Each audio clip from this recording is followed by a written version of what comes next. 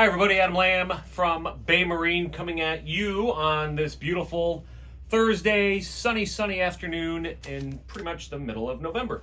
Hey, last week we did a 6-minute plus long video on how you should store your boat inside heated over the winter, and some preventative maintenance things you can do to help maintain that boat and make sure that it stays nice for a very long time. Now, I want to do a follow-up to that. And this is not so much what to do with the boat to get it ready for inside heated storage or while it's in inside heated storage.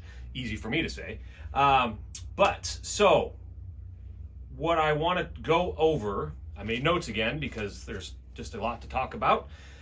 And again, going back to that 6 months the boat is put away, there are things that I like to recommend you do.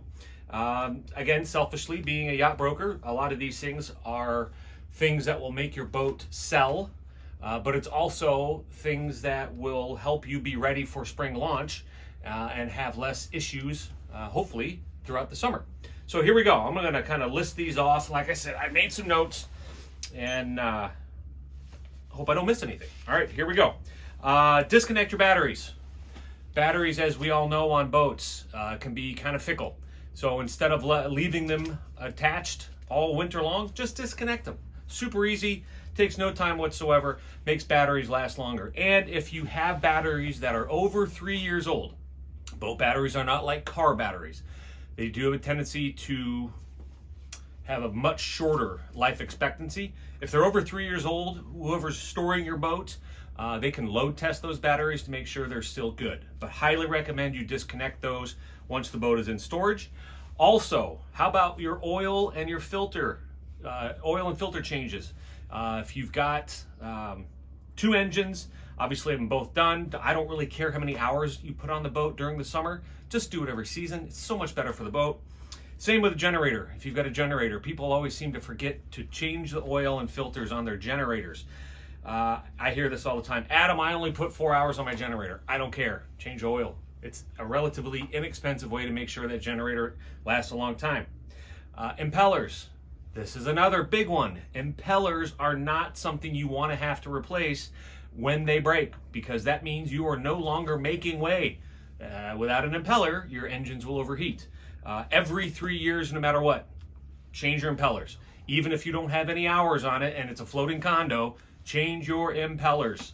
They're in a very tight housing. They're made out of rubber, and they can dry rot and they can crack, and then you get pieces of rubber throughout the whole engine. It's a whole circus of bleh, sucks. Don't let that happen. Every 3 years, change your impellers.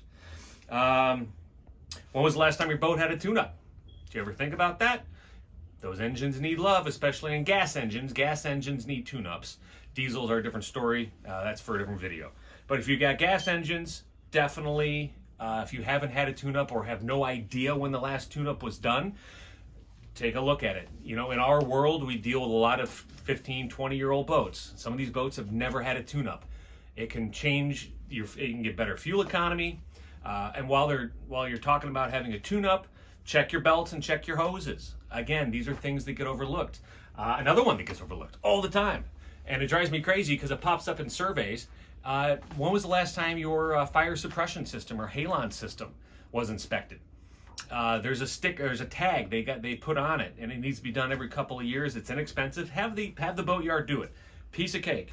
How about fiberglass repair? You got any nicks or scratches? Bottom paint. When was the last time the bottom paint was done? Sacrificial anodes. Those what we call, it's generically called zincs. They're actually magnesium in fresh water. They're the pieces that attach to either your trim tabs, your stern drives, your impeller, or your propeller shafts. They are designed for electrolysis that is in the water, and they are designed to basically fizzle away over time. They're inexpensive. You can buy kits right on Amazon. Super easy to do, super easy to change out. Not an expensive thing, but can save you a lot of headaches down the road. For those of you with inboard-outboard boats, when was the last time that drive was serviced? Have you checked the spline? Have you checked the gear lube? Checked the gimbal bearing? Upper and lower bellows? These are all things that are important that can ruin a holiday weekend with your family. Have them checked out. Those with bigger boats, inboard boats, Ever had your props inspected? Ever had your props tuned? It's actually another relatively inexpensive thing to have done, and you'd be amazed of what it can do for your handling around the dock, your overall RPM, cruise speed, wide open throttle speeds. Those propellers make a big difference. Let's see, am I missing anything? Just checking my notes. Belts, hoses, drive service, fire suppression, fiberglass. Oh, how about a buff and a wax? That's a big deal. Again, selfishly, yacht broker, can't help it, always going to be one. A nice shiny boat, it's going to look better, you're going to feel better about your boat. And again, if you're planning on selling it, all of these things help sell the boat faster. And let me double check, I have one more list. Oh, transmission fluids on your inboard boats. When was the last time you even checked your transmission fluid? These are things that need to be done. Your through hulls and your sea strainers. Check the sea cocks on all of your through hulls and sea strainers. You might be surprised. They could actually be seized. I see it quite often on really nice boats even. So check that out. We talked about dry services. We talked about tune-ups, bottom paint, fiberglass, gel coat, buff and polish. So I think, a fuel stabilizer, that's not a bad thing either to check out or to add. Again, inexpensive, and this is all setting you up for success come spring launch. So I know I covered a lot, and I hopefully did it in a period of time where you didn't just scroll on by. This is all good advice. Again, take it from a professional yacht broker. Been doing this a really long time, and I'm also a lifelong boater. So I'm coming at you as a broker, but also as a fellow boater, knowing the pains of having my boat literally overheat on the 4th of July with 8 people on it, family from different parts of the country. I was that guy, and it sucked. I had to get towed in. Yes, the yacht broker had to get towed in on his own lake. It was embarrassing. Don't let it happen to you.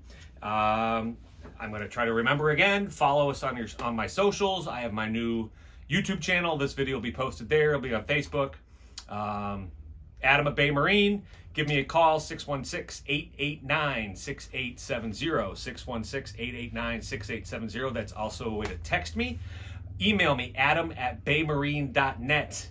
If you have any questions about what to do with your boat, I don't mind talking boats. Even if you're not listing your boat, I don't care. I'm a boater.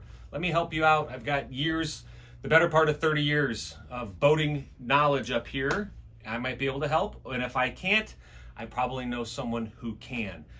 Hit the subscribe button, hit the follow button. Do me that favor so I can keep growing my social media presence as an old gray-haired, gray-bearded boat guy. I'm still trying to learn this technology and make sure that I can help as many people as I can. If you're buying or selling, I'd love to help. Again, Adam Lamb, Bay Marine, signing off. Have a great day.